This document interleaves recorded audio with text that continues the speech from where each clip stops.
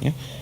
All right, everyone. Welcome to a very special live edition of Golf Subpar here at 5 Iron Golf in the heart of New York City. And this live episode of Subpar is brought to you by On Location, the official travel package provider of the PGA of America and the Ryder Cup. Coming to you live from Manhattan at their 2025 Ryder Cup post-play event at 5 Iron Golf. That's right. We're hanging with fans, celebrating one of the biggest weeks in golf and getting everyone hyped for what's still to come. Because after Bethpage, the Ryder Cup heads to Adair Manor in Ireland in 2027. And trust us, you're going to want to be there. The best way to lock in your spot? Place a fully refundable priority access deposit today at onlocationexp.com/subpar. That deposit gives you exclusive early pre-sale access before packages go on sale to the public, which means you'll have first pick of the most sought-after accommodations, hospitality, and experiences for this once-in-a-lifetime Ryder Cup. This is your chance to get closer than ever to the Ryder Cup with On Location's world-class experiences at a venue as iconic as Adair Manor. So don't wait. Secure your front-of-the-line access now with a deposit that's 100% refundable. Head to onlocationexp.com/subpar for full details. That's onlocationexp.com/subpar. Subpar is not directly affiliated with the PGA of America or the Ryder Cup. All packages are provided by On Location, the official travel package provider of the PGA of America and the Ryder Cup. Full details and policies available at onlocationexp.com. All right, let's get this thing started. We're here to recap day one of the Ryder Cup, and what better way to do it than with a Ryder Cup legend who is probably in a pretty good mood today after day one. We got Tony Jacklin joining us, 7-time Ryder Cup participant, captain 4 times, just an absolute legend. Tony, thank you for joining us. How we doing? Pleasure, Colt. I'm fine. Doing just fine, yeah. Very happy with the result today. I bet you are. European standpoint. Yeah, 5.5 to 2.5. It's been a long time since anyone's won on foreign soil, but the Europeans are looking really good after day one. As a guy who's done it all, can you just explain a little bit why it is so difficult to win on the road in the Ryder Cup? Well, I mean, obviously the home crowd is a big thing, but getting ahead as they did today really quietened the home crowd. And, people started to leave early afternoon. I mean, they could see the sort of inevitability of it. And, they really did get off to a fast start this morning. And so the crowd were very subdued, I thought.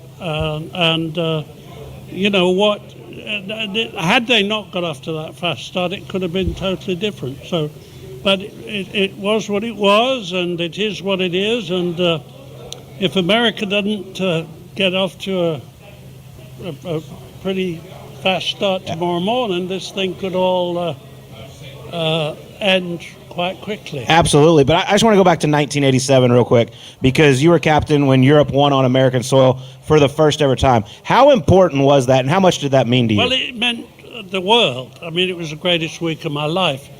My majors were, from a personal accomplishment point of view, very important, but being involved with the 12 guys and but one of the really interesting things about Muirfield Village and where we were, Jack had hosted 11 memorial tournaments by 1987. And the bulk of the crowd, believe it or not, were memorial tournament spectators. And I'll never forget, because we went over there determined, we won in 85, which gave us some momentum to do something very special. But that memorial crowd were not as enthusiastic as Jack would have liked them to be during that. And I'll never forget seeing him and the manager, who's not with us anymore, but what a great guy he was, John. Anyway, they were running around the clubhouse, Jack saying, "We've got to get these people involved, And they started handing these little flags out to all the PGA members. But it was like, closing the gate after the horse had bolted.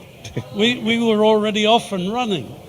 And it was a significant difference. It really did make a big difference, the fact that the gallery were reluctant there was a reticence in them to not get over enthused about the American team, and in the end it cost them. So. Yeah, well, absolutely. And I mean, a lot of people credit you for changing the Ryder Cup. One, you brought Seve Ballesteros back, which obviously he was a much different character, and we've got one of those on the American team right now in Bryson DeChambeau. How did you go about handling a guy that was a little different than the rest of them? Well, Seve, I was interested actually to hear Brandel Chambly saying that, DeChambeau would be a difficult guy to captain. And I don't know Chambly, but I mean DeChambeau very well. But I can understand what he meant by that statement. In Seve's case, Seve was committed to Europe needing to win this thing, and we were good friends. And I talked to him very personally about everything. And he was totally committed, and he said, whatever you say is fine. I actually tried to involve him once or twice in pairings, and and he said, "You do it. You're a good captain. You're a great captain. You do it." And he left it to me, and I used him big time. Whether it was in the team room, I could ask him anything. I could, go and give him a shoulder rub, and tell him how well you think he's swinging, Mm-hmm. And he would be right there, we'll play good today. And he was incredible. And so it was a two-way street as far as we were concerned. He was an amazing guy, and he had a passion for the event. Absolutely. Well, it's a pleasure to welcome Claude Harmon also to this very special live edition What's up, of Colt? Subpar On Location. Hi, Claude. Hey, the 73rd ranked golfer in the world played pretty good today. Yeah, he did. He's pretty good. We'll get to that in a second. I want to ask Mr. Jacklin one more thing, though, because through playing 7 Ryder Cups and captaining 4, could you ever imagine the Ryder Cup would turn into what it is today? I mean, it's a spectacle out there. You probably weren't doing too many podcasts back in your day after play. I mean, somebody was saying 2 days ago, we did a captain's meet and greet at one of the courses, and somebody said, "Oh, well, the caddies are even involved in the sort of some of the decision making." I said, what? I said, we weren't allowed to take our caddies with us before 1983. So that was one of the things that was a bit different. Hell, I mean, this thing has grown beyond. I just can't believe it. But it proves that people love team. They love to get behind team. Yeah, individuals they admire and all the rest of it. But when it comes to a team thing, look at soccer. I mean, I'm not a big soccer fan. I used to be when I was a kid. But I got to where the culture wasn't the right spot for me, what I wanted. But, it's got so enormous in the UK, for example, now. People are passionate about it, and they get doubly passionate about this thing when it comes to, playing for your country. And of course, all that first, my last Ryder Cup as a player, I was 79, which was the first European match. Mm-hmm. And we only had 2 representatives from Europe in that team. That was Garrido and Seve. And subsequent to that, we've had, I think, 15 different European nations involved, whether it's Norway or Sweden, whatever. I mean, it's mind-blowing. And golf has expanded in all those countries because of these individuals. Langer, obviously, was a leader in Germany. And the game has exploded across Europe since then, and because of these guys, and essentially because of this event. Yeah, I mean, the Ryder Cup is just so special. It's the greatest event in golf. in my opinion. And you mentioned the home crowd and everybody that's out there. I'm going to challenge these American people from New York City. We got to get a little rowdier tomorrow. I thought they took it pretty easy on the Europeans today. Maybe start drinking a little earlier, guys. There towards the end, it got pretty good, Claude. I know you were out there, but they were pretty tame, I thought, early on. Yeah, I mean, well, they were tame because they were getting beat. Yeah, that's fair. Not much to cheer about, I guess.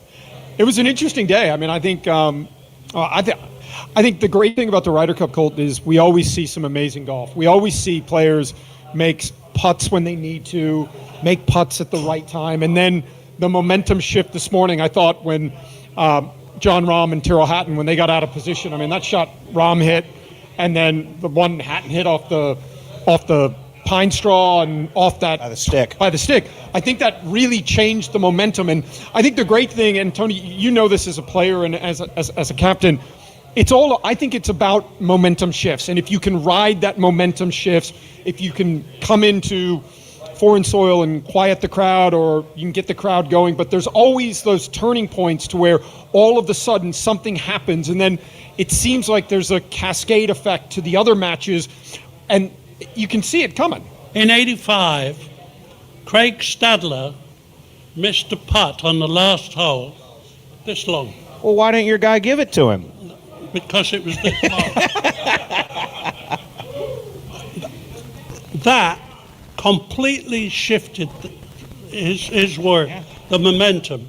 We never looked back after that. And I was with Seve when we saw it on TV. We weren't actually on the green, but Seve jumped in the air and said, "That's it." And it was absolutely the turning point. We never looked back. That was the first win for 30 years at the Belfry in '85. Well, in '95, Colt, at Oak Hill, Seve went out first against Tom Lehman, didn't hit a fairway on the front nine, and I think was either one up or all square.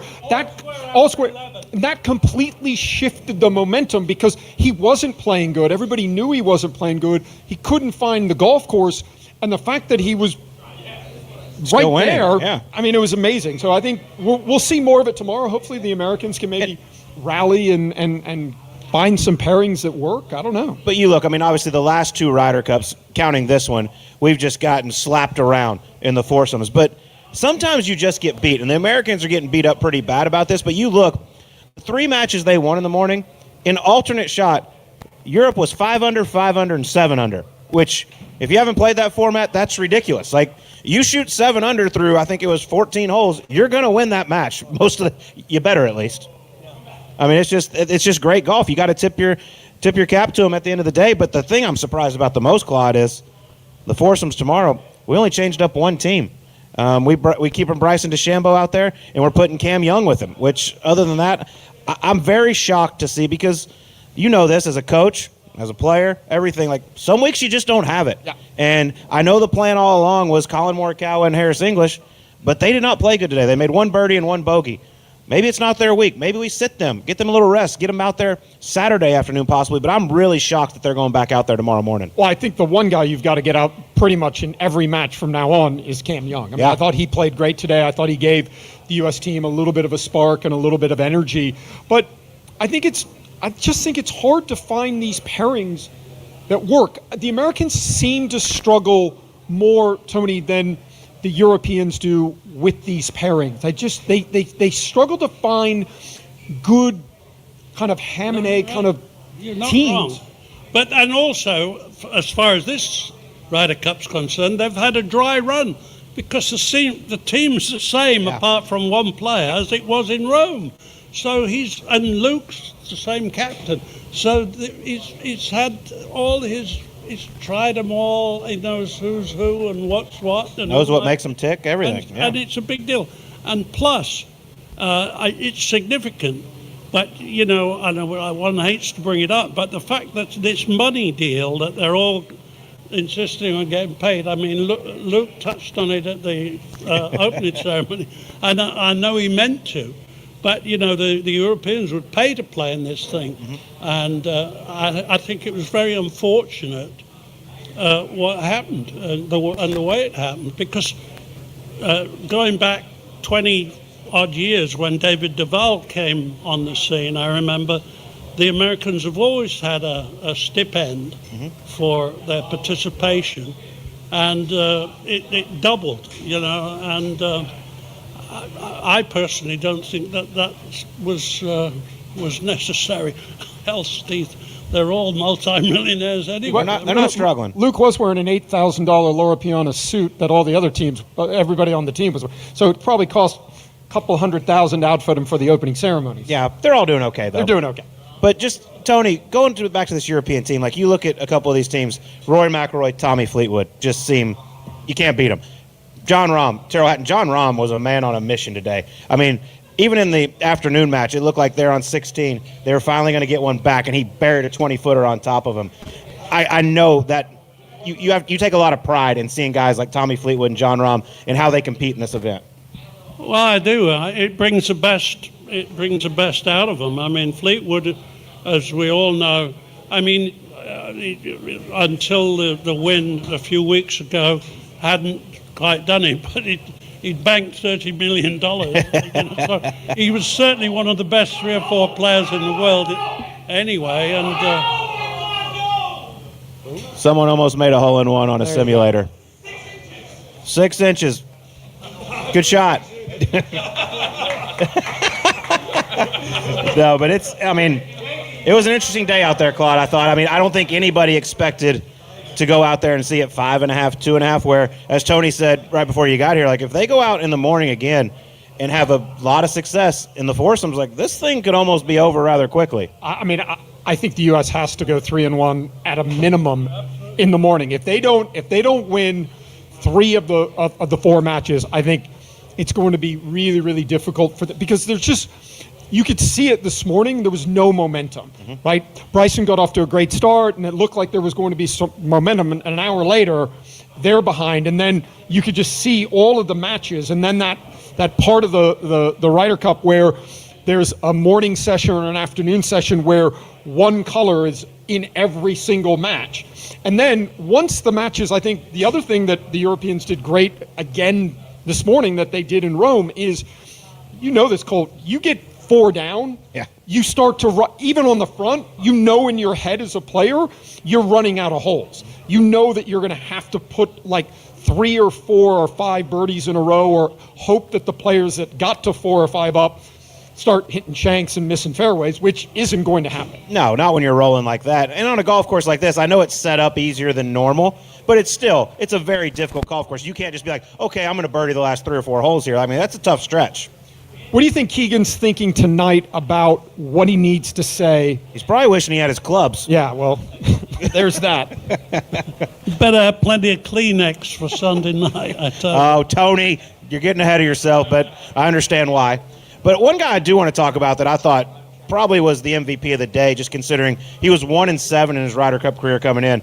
Matt Fitzpatrick goes out there great with Ludwig Åberg, who I thought, they were obviously a massive underdog against Scotty Scheffler and Russell Henley, and they went out there and beat their ass 5-3, and they were the team that was 7 under par through 15 holes. And it was so surreal as someone that's rooting for the American team to watch Scotty Scheffler today not do what he's done every single time he's teed it up for the last 3 years. He wasn't making any putts. The iron game wasn't what we're used to seeing, and he didn't kind of look like he was on automatic like we've seen him look for the last 3 years. And I think he does that a lot, but in 72-hole stroke play, you just kind of work your way into the event. Like, you can go out and shoot a couple under, then a couple under, and be there in 10th, and all of a sudden he puts it all together, and he runs away from the field. Here, it's 5 18-hole tournaments, and it's a sprint right from the start, Tony. And he didn't have any birdies early. No, he made some putts late this afternoon, but for the most part, everyone he ran up, like I mentioned, they were 7 under. Rahm this afternoon with Sepp Straka, they were 9 under par through 16 holes. That's just good golf you ran into.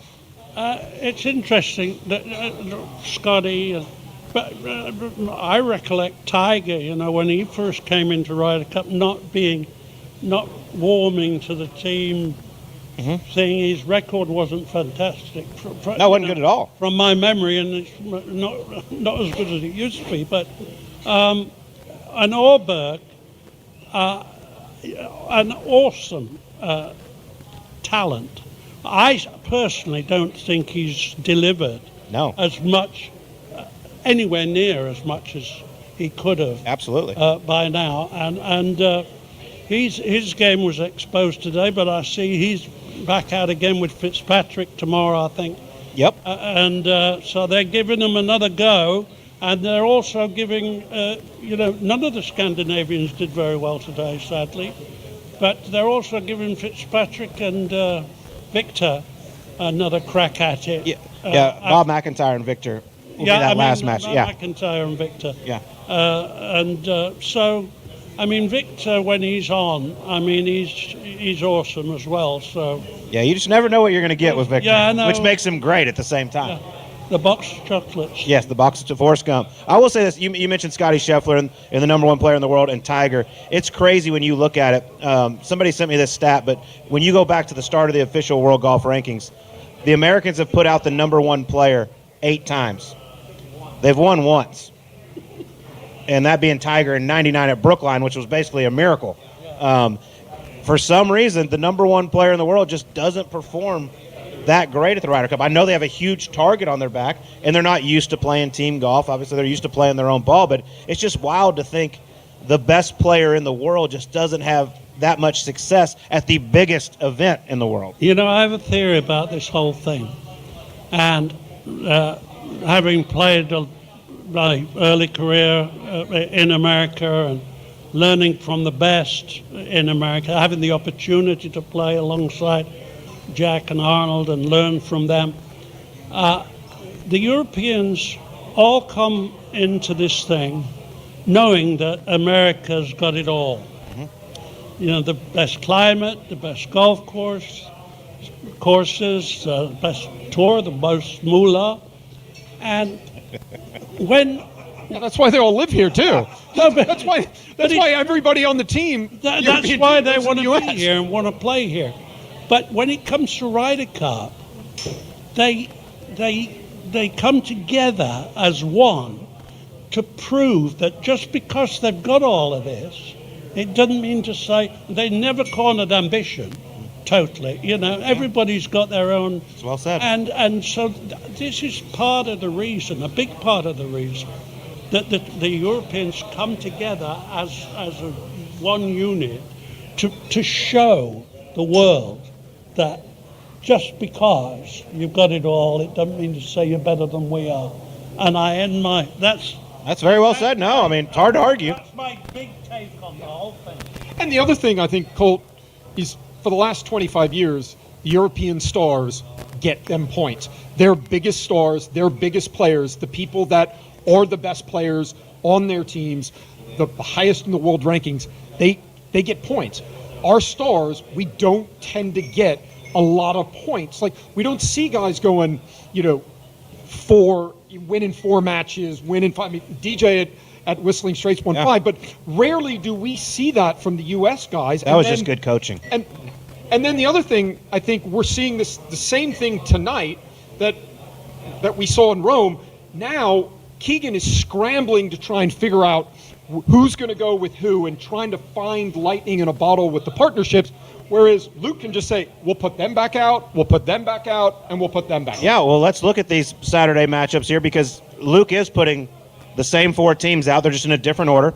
He's starting off with Matt Fitzpatrick and Ludwig Oberg going up against Bryson DeChambeau and Cam Young, which you said get Cam Young out there. I think you need him because I think the crowd will respond to him. He looked like he was really up for it today. He putted good today. And Bryson, I think, needed a partner today that was playing good because Bryson really didn't play that poorly today, but he didn't have a lot of support from JT and he didn't have a lot of support from Ben Griffin. And you're not going to beat the other 2 guys by yourself. Absolutely. The big question mark, I think, for the Americans is putting out Harris English and Colin Morikawa once again, and they're going up against just the beast of Rory McIlroy and Tommy Fleetwood. Tommy Fleetwood has never lost in this format. Yeah. I mean, that's just... And I honestly don't expect him to lose again tomorrow. I mean, I would have to think because, first off, in my opinion, Tony, I think they should change how they do this. I think you should throw out a team, we should throw out a team. We throw out a team, you throw out a team, and match it up. So because I can promise you right now, when Keegan Bradley wrote this down and he said English and Morikawa going out second, he said, please do not go up against Rory and Tommy. And then, bam, there it happened. I mean, that's going to be a very tough one for them. Exactly. Okay. The Ryder Cup doesn't need any tweaking.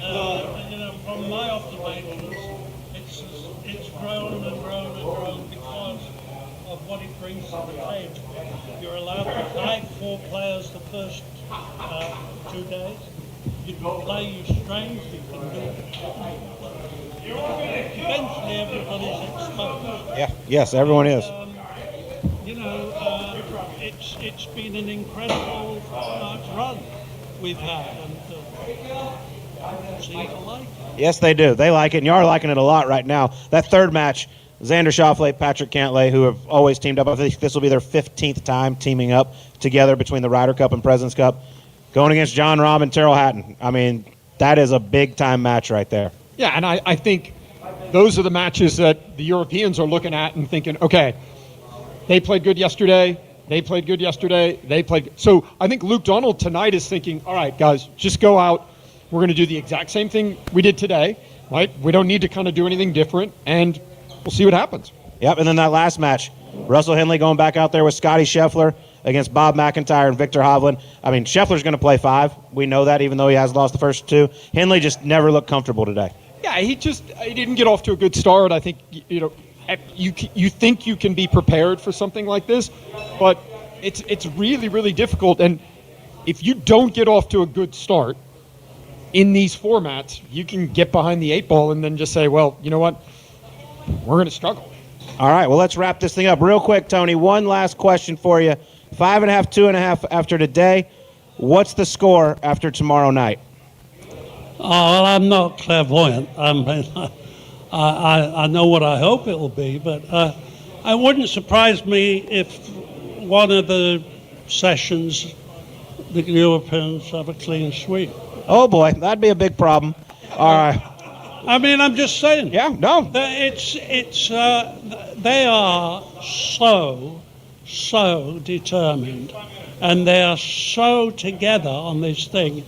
I don't think people realize. I honestly don't think people realize the resolve they have when it comes to this thing. I mean, I've spent time this year earlier on with Luke, and some of the guys, just back and forth on days gone by and what it's like today. Obviously there was no vice captains. I never had a vice captain when I did it. Now they've got all these A lot of stuff going on. Vice captain. But I don't know whether that helps at all. I think you still got to, you've got to look at people's body language when they're on the course. You've observed about Scheffler. Your observations about Scheffler are absolutely right. I saw the same thing through the television screen. The body mannerisms, the body language, and some guys are uncomfortable out there. The twin guy, Rasmus. he was out of. He didn't know what the hell was going on today, and I could see it. Yep. And as much as anything, that's what I used. When I had to, when my backside was in the seat, as it were, and it's a fascinating deal, and we nobody knows what's going to happen, but I know that the cohesiveness of the European team is unbreakable. Absolutely. Well, and they're going to be really, really, really tough. There's no doubt about that. Well, Claude, I know you're probably thinking the same. I hope it gets a little bit closer tomorrow, so Sunday's fun. But, Claude, thank you so much for coming out. Tony, it's been an absolute pleasure and an honor, my man. Thank you so much for joining us. And thank you all for coming out. All right, quick picture and we're out of here. Go. Can we do a quick picture? You good? You guys are good. You guys can say cheating. Oh, okay. We'll do it right Well, now. he's up now. Oh, then get up. We'll do it up. We'll do it up.